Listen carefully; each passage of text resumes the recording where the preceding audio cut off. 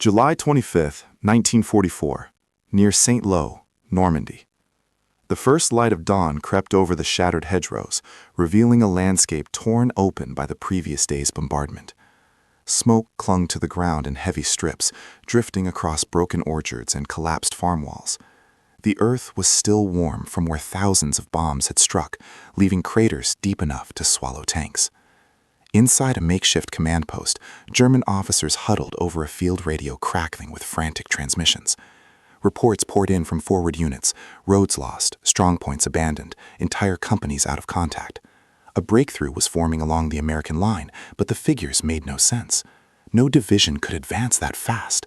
No attack could move through terrain like this in a single morning. A colonel read the messages twice, then set them down in disbelief. Another report arrived, then another, each more alarming than the last. Somewhere beyond the rising smoke, the U.S. 4th Infantry Division was pushing forward with a momentum that defied every assumption German command had made about the battle in Normandy. And the moment of shock inside the bunker marked the beginning of a collapse no one expected. In the weeks following the D-Day landings, the Allied foothold in Normandy expanded slowly, painfully, and at enormous cost. The beaches had been secured, but the real battle began inland, where the terrain itself became a weapon. The bocage, an endless maze of hedgerows, earthen walls, deep ditches, and narrow lanes, favored German defenders at every turn. Each field became a fortress, each lane became a trap. For the U.S. Army, progress was measured not in kilometers, but in hedgerows taken one at a time. Units would advance 50 yards, only to be halted by machine gun nests hidden behind a curtain of branches and earth. Mortar teams fired from unseen pits. Anti-tank guns lay concealed in the shadow of thick vegetation.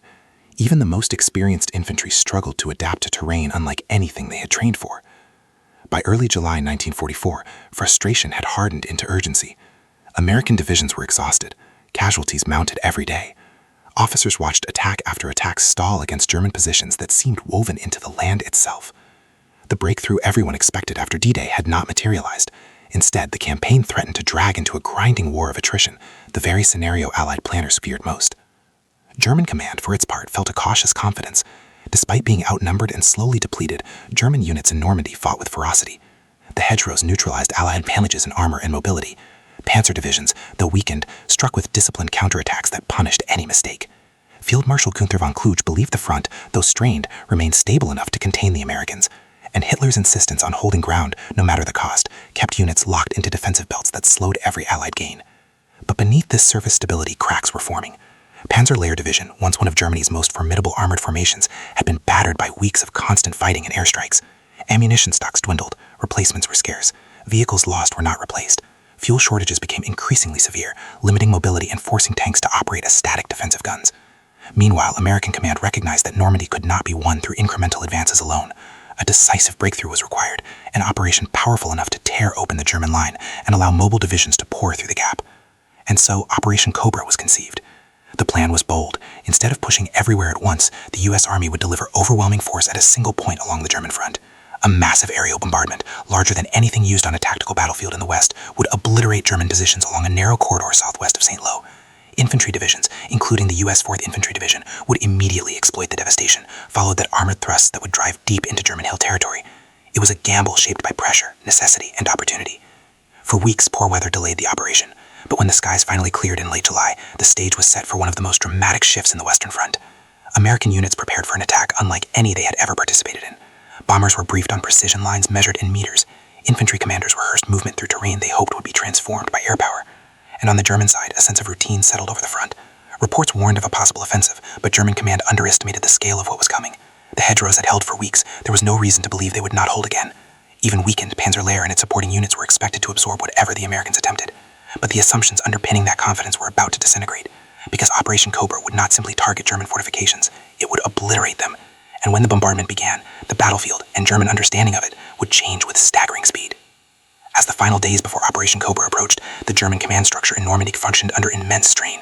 Field Marshal Günther von Kluge managed an overstretched defensive line while juggling constant directives from Hitler, who demanded that every position be held regardless of tactical logic. Flexibility, once a hallmark of German operations, had evaporated under political command. Divisions that desperately needed withdrawal and refitting were instead ordered to remain in place, absorbing continuous punishment from Allied artillery and aircraft. Panzer Division, positioned near St. Lo, had begun the Normandy campaign as one of Germany's elite armored formations. Its tanks were numerous, its crews experienced, and its reputation intimidating. But by late July, Panzer was a shadow itself. Weeks of Allied air attacks had destroyed supply convoys, shattered concentrations of vehicles, and forced the division to disperse into small, scattered pockets of resistance. Infantry losses were irreplaceable. Vehicles destroyed were not rebuilt. The division's mobility, the very core of its combat power, had been crippled. Yet German headquarters believed Panzer could still hold the line. The confidence stemmed partly from experience. American advances throughout June and early July had been painfully slow. Even weakened German formations had managed to stall U.S. forces in the dense labyrinth of hedgerows. The inability of the Americans to exploit their material superiority reinforced the belief that the front, although strained, remained resilient enough to prevent a decisive breakthrough. This belief was not entirely irrational. The terrain truly favored the defender, but the assumptions built around it, particularly the assumption that the Americans would continue fighting in the same way, were dangerously outdated. On the American side, planning for Operation Cobra represented a dramatic shift in thinking. Instead of grinding through the hedgerows, U.S. commanders sought to erase them, at least along a chosen corridor. The idea was not simply to break the German line, but to smash it so completely that the defenders could not reorganize or counterattack. This required coordination on a scale rarely seen in the Western Front. Engineers marked precise bomb lines across the landscape. Infantry commanders studied maps that would, within hours, bear little resemblance to reality. Bomber crews, accustomed to targeting cities, bridges, and industrial complexes, trained to strike within meters of friendly troops. The entire operation hinged on the belief that concentrated air power could destroy not only German fortifications, but also the cohesion of their defensive system. German intelligence detected unusual Allied air activity, but its significance was misjudged.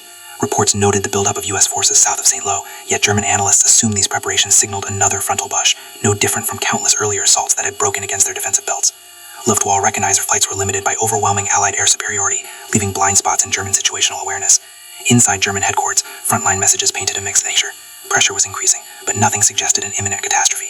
Officers trusted the hedgerow terrain, they trusted their veterans, they trusted the ability of their units to absorb the first blow and regroup for counterattack, just as they had done repeatedly since June. But Operation Cobra was not designed to deliver a blow. It was designed to remove the ability to recover from one. At dawn on July 25th, thousands of American aircraft assembled overhead, the sky filled with the sound of engines, first a distant vibration, then a deeping roar. German soldiers looked up through gaps in the hedgerows, expecting another routine airstrike. What descended on them was not routine. It was systematic destruction on a scale few defenders had ever witnessed.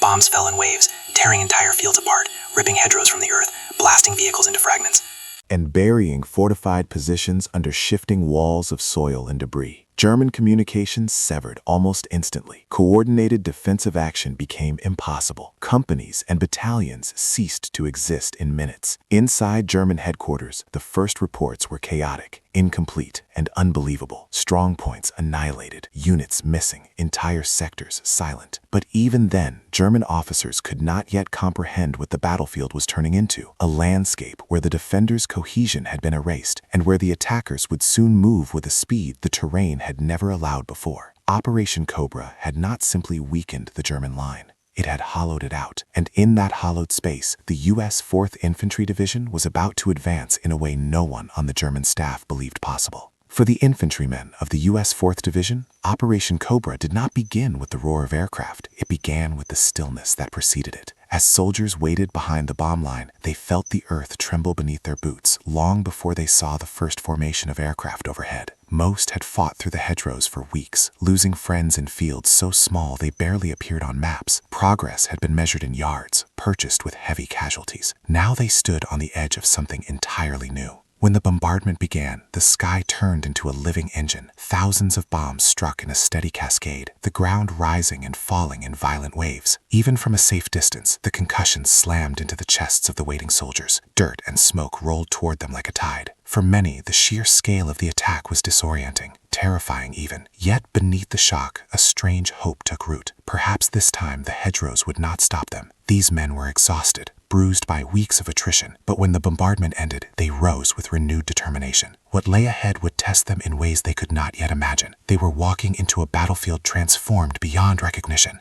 Angle 2, tactical shift, breaking the logic of the hedgerows. Before Cobra, every U.S. assault in Normandy had been shaped and limited by the terrain. The hedgerows had turned conventional tactics into liabilities. Tanks could not maneuver. Infantry were exposed when crossing even the shortest open gap. Every field had to be taken individually, turning offensive operations into a grueling sequence of micro-battles. Operation Cobra shattered that logic. The tactical brilliance of Cobra was not just the use of air power, it was the concentration of force at a single point. Instead of multiple divisions probing different sectors, the Americans directed overwhelming fire and manpower into a narrow corridor. The objective was not to defeat the German defenses, it was to erase them as a functioning system. Bomber precision was not perfect, but its effect was decisive. Trenches vanished, command posts were obliterated, communication lines disintegrated under falling earth and debris. German units that survived the initial strikes were isolated, stunned, and unable to form coherent defense. For the first time since landing in France, American forces would be advancing not through resistance, but through the ruins of resistance. Angle 3. German defensive psychology. Confidence built on an assumption.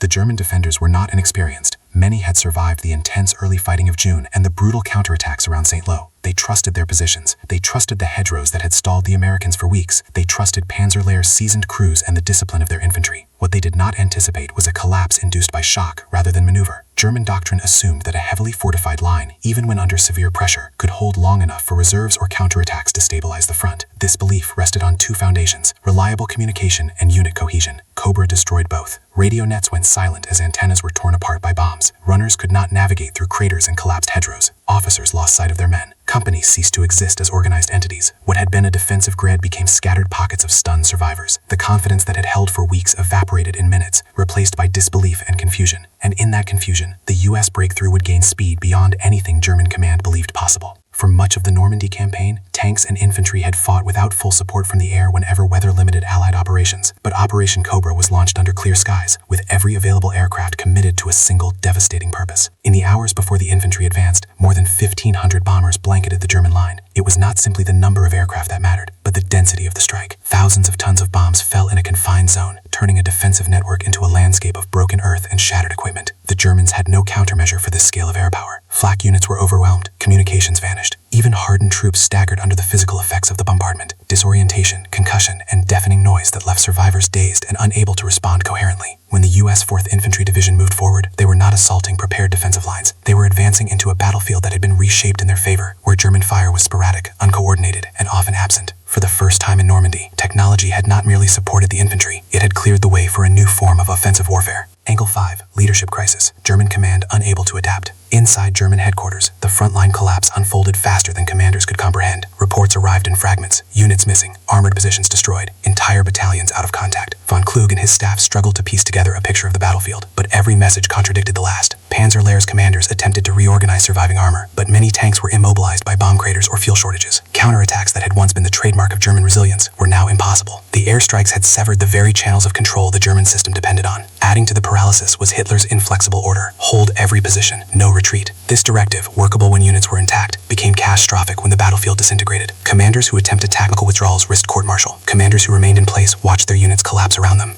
Those who radioed for permission to fall back received silence or refusal. The result was not simply disorganization, it was an inability to act. And in war, inaction at the decisive moment is often what breaks an army. Angle 6. The psychological shock. Reports commanders thought were impossible. As the U.S. 4th Infantry Division advanced, its progress defied every metric German command used to understand the battlefield. Units reported movement through what had been fortified belts only hours earlier. American armor penetrated deeper in a single morning than it had in days of previous fighting. Entire sectors that should have resisted for hours collapsed in minutes. When these reports reached higher headquarters, officers dismissed them as exaggerated or incorrect. They assumed that communication errors had inflated the scale of the breakthrough. They assumed that scattered resistance still existed in depth. They assumed that Panzerlehr still had the strength to counterattack. But assumption after assumption collapsed as new reports confirmed the same impossible truth. The American advance was real. The German line was broken, and there was no reserve force coherent enough to stop it. Psychologically, this moment marked the turning point of Operation Cobra. The defenders no longer believed they could stabilize the front, and the attackers sensed that they no longer needed to slow down. The stage was now set for the dramatic breakthrough that would change the entire course of the Normandy campaign. July 25, 1944. The breakthrough begins. When the last American aircraft grazed the sky, a strange silence fell over the battlefield. Smoke drifted in slow rolls across the craters. Trees were reduced to splintered stalks. Hedgerows that had held for weeks lay torn apart, their earthen foundations scattered in jagged piles. What had once been a fortified defensive line was now a ruined plain of debris and upheaved soil. Into this silence, the U.S. 4th Infantry Division advanced. At first, the movement was cautious. Soldiers stepped over broken earth had once existed, scanning for machine gun fire that never came.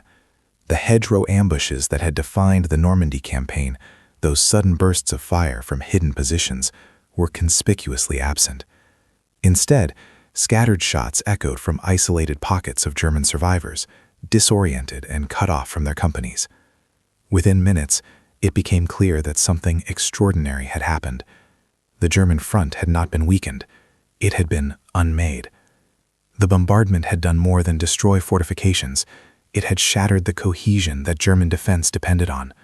Companies no longer knew where their sister units were positioned. Officers could not find their men. Tanks sat immobilized, trapped in craters or without fuel. Smoke obscured movements. Radios were dead. Runners could not cross terrain that no longer existed in recognizable form. As the infantry surged forward, American tanks began to follow. Sherman tanks maneuvered through gaps in the hedgerows that had been transformed into open pathways by the airstrikes. What had previously required careful engineering work now required only momentum. The terrain that once protected German guns now exposed them. Anti-tank teams emerged briefly before being silenced by suppressive fire or swallowed by the advancing infantry. The German attempt to restore order collapsed almost instantly. Panzer-Lehr officers tried to rally surviving units, but their voice could not reach beyond a few hundred meters. Many command posts had been wiped out entirely. Others operated in underground shelters with no way to verify the battlefield's condition. Some officers, emerging from dugouts, found that the companies they were meant to lead no longer existed as coherent groups. Still, the most shocking element of the breakthrough was its speed. The 4th Infantry Division moved forward at a pace unheard of in the hedgerows. Dozens of hedgerow fields were crossed in the time it once took to secure a single one. German resistance, where it appeared, was uncoordinated, sporadic, and rapidly overwhelmed. Machine gun nests fired briefly before being outflanked. Mortar crews attempted to set up positions only to find themselves targeted by tanks already on their flanks. By mid-morning, American forces had penetrated more than a kilometer into territory the Germans believed was impenetrable. Inside German headquarters, the first wave of reports created confusion. One dispatch claimed the Americans had broken through the first defensive belt. Another reported the loss of multiple strongpoints. A third insisted that American armor was advancing behind Panzer-Lehr's forward line. Officers dismissed these as exaggerated. Such progress in such terrain was impossible. But then came a fourth, a fifth, and a sixth message, all describing the same reality. The hedgerows that halted the Americans for nearly 2 months had ceased to function as defensive barriers. The bombardment had ripped the terrain apart, and the U.S. 4th Infantry Division was now moving through open ground. The disbelief at headquarters deepened when reports indicated that German counterattacks were failing before they could even form. Units ordered to reorganize simply could not assemble. Survivors drifted rearward without direction. Others attempted to dig in only to realize their positions lacked the natural cover that had once shielded them. What had been a defensible labyrinth had become a killing field. As the morning turned to midday, it became undeniable. Operation Cobra had achieved what weeks of fighting could not, a rupture so complete that the German line no longer functioned as a line. And at the center of that rupture, the advance of the U.S. 4th Infantry Division was accelerating.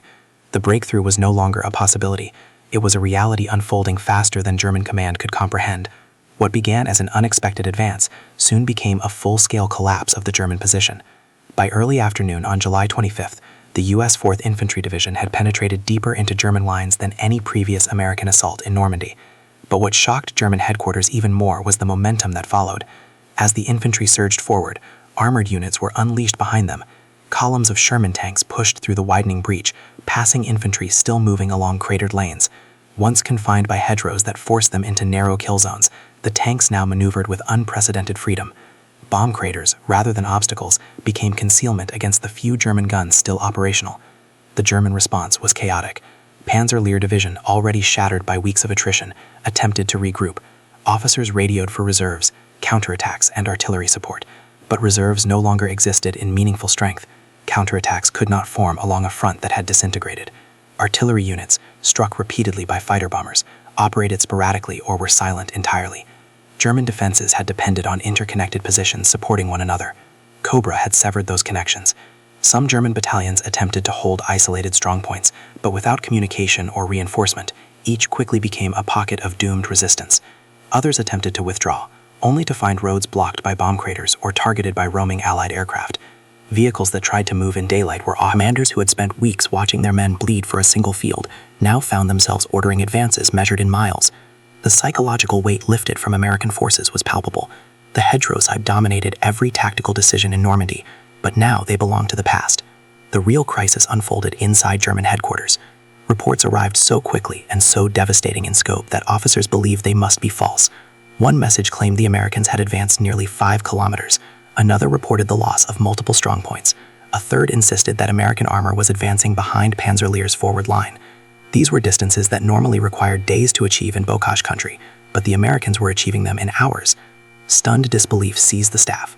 The battlefield they had studied for weeks, mapped, subdivided, reinforced, and trusted, no longer existed in any recognizable form. Attempts to contact frontline regiments resulted in silence. Officers who insisted on counterattacks were told there were no units left capable of conducting them. Hitler's order to hold every position at all costs became a grim absurdity when many positions had been physically erased. Then the most alarming report of the day arrived. German lines were folding, not from the flanks, but from the center. This collapse was not the product of encirclement or attrition. It was a rupture of the very logic of the defense. For the first time in Normandy, German officers faced a battlefield problem with precedent. They were not losing ground. They were losing the ability to control the battle at all. By evening, the U.S. 4th Infantry Division had linked with advancing armor and secured a breakout corridor. German attempts to seal the breach were hopelessly fragmented. Surviving units began retreatal in disorder, many abandoning equipment that could not be moved. The once powerful Panzerlehr Division was effectively destroyed as a fighting force. As American forces pushed onward, the breach widened into a corridor of exploitation, stretching deep into German-held territory. What had begun as a dangerous blow now expanded into an operational catastrophe. The German command staff stared at maps that no longer represented reality. The reports had not been false. The breakthrough had not been exaggerated. The collapse was not temporary. The unimaginable had become undeniable. Operation Cobra had broken the German front so completely that the commanders themselves refused to believe it until it was far too late to stop. And as dusk settled over the cratered fields of Normandy, one truth became clear. The battle for France had reached its turning point. When the last light of July 25th faded, the battlefield quieted into a landscape of stunned survivors and abandoned positions. What had begun as a single division's advance had become an operational disaster for the German army. Operation Cobra had not merely breached the front, it had unfastened it entirely. The consequences were immediate and devastating. Panzerlehr Division, once one of Germany's most formidable armored formations, had been reduced to a shell of its former strength. Weeks of attrition had already weakened it, but the Cobra bombardment shattered its remaining structure. Tanks lay burned out along hedgerow lanes. Gun crews were killed or scattered.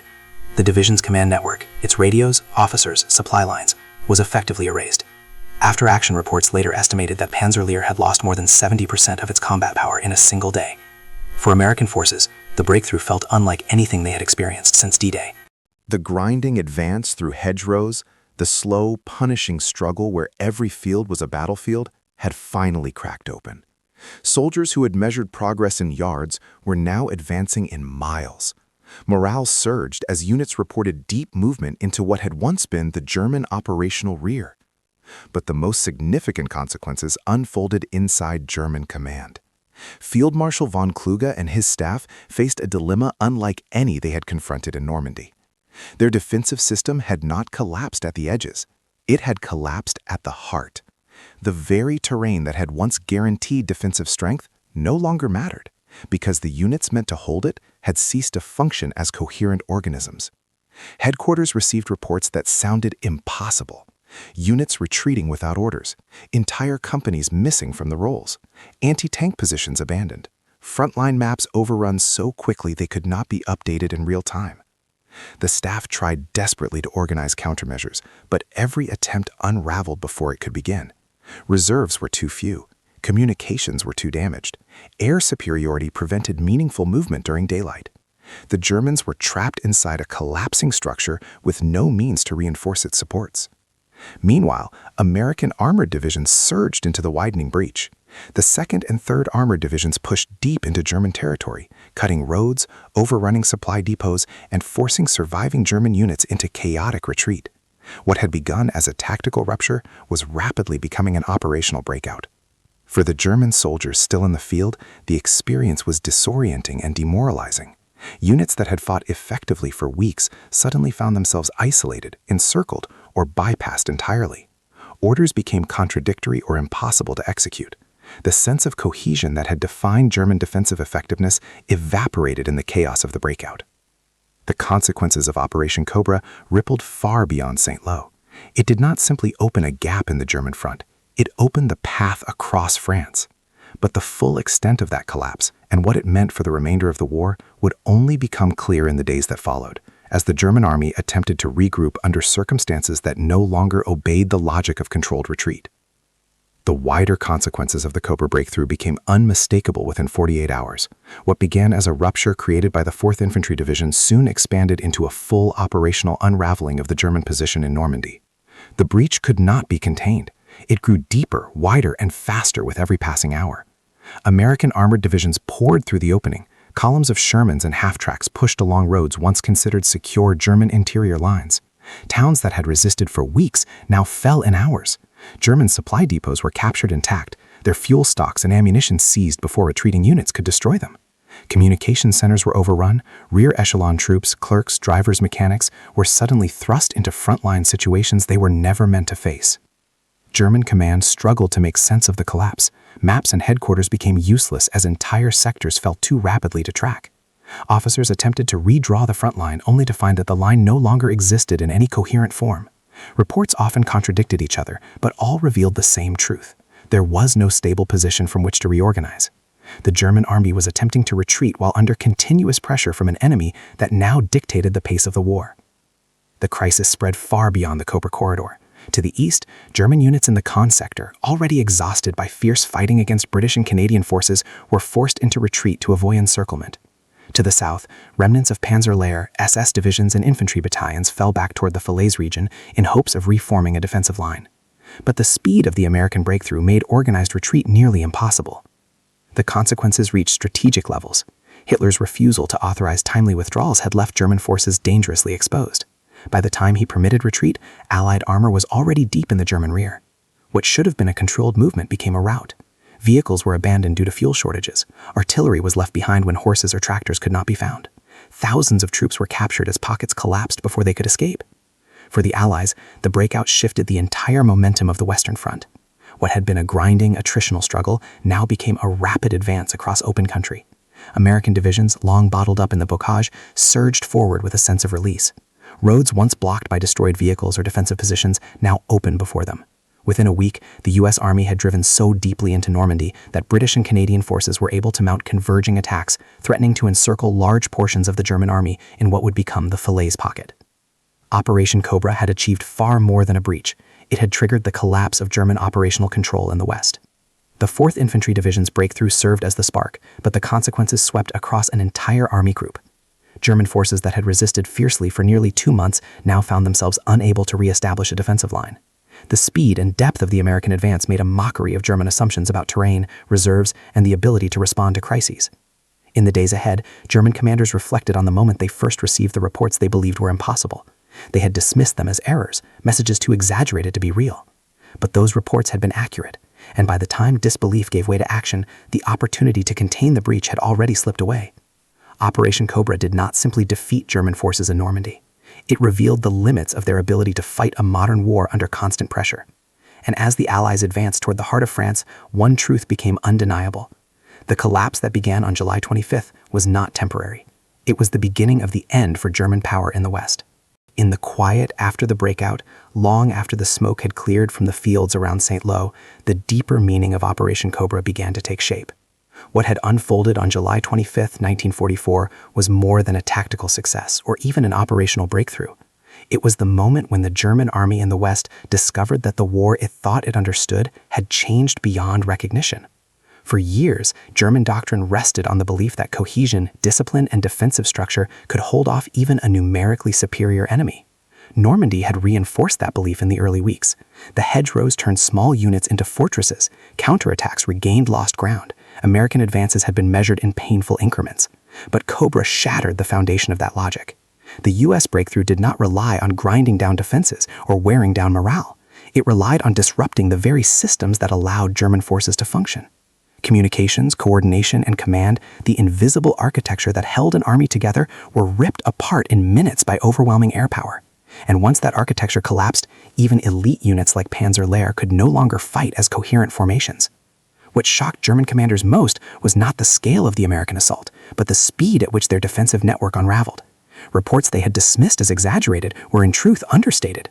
Entire sectors had ceased to exist between one message and the next. A front they believed immovable dissolved into retreat before they could adjust their plans. For the U.S. Army, without triumphalism, the lesson was equally profound. When the mechanisms of war, air power, logistics, mobility, and communication align with tactical execution, a battlefield can transform in a single day. Cobra demonstrated that modern warfare is not only fought on the ground, but also in the unseen currents of coordination, timing, and shock.